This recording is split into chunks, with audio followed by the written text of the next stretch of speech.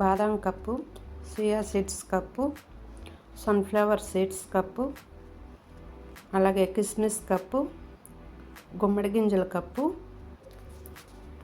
బాదం కప్పు, గింజలు తీసేసిన ఖర్జూరం 1.5 కప్పు, నువ్వుల కప్పు, జీడిపప్పు కప్పు, గోంద్ కటూర కొంచెం, పూల్ మకానా కప్పు, అలాగే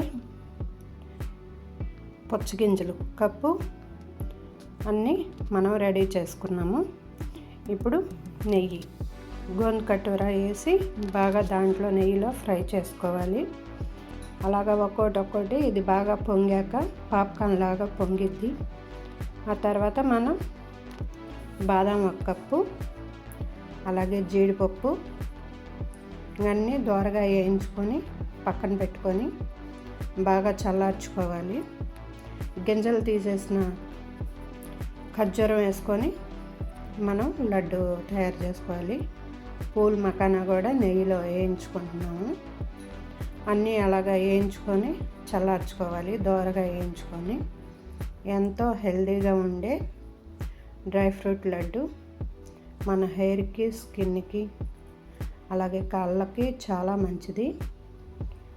పచ్చిగింజలు, గుమ్మడి గింజలు అన్నీ అలాగా దోరగా వేయించుకొని పక్కకు తీసుకోవాలి.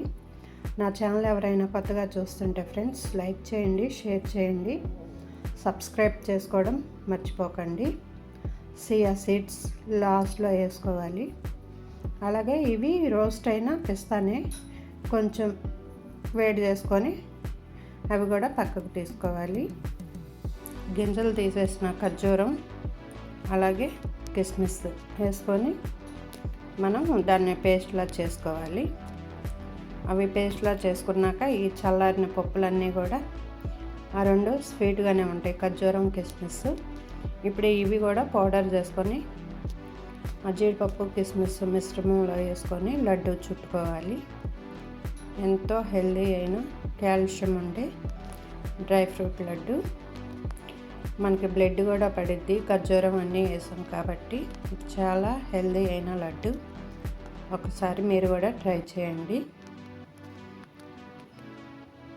అలాగే లైక్ చేయండి, షేర్ చేయండి, సబ్స్క్రైబ్ చేసుకోవడం మర్చిపోకండి. అలాగే నేను చేసే విధానం ఎలా ఉందో కామెంట్ సెక్షన్లో కూడా నాకు కామెంట్ రూపంలో తెలియజేయండి. డ్రై ఫ్రూట్ లడ్డు రెడీ, చాలా హెల్దీ.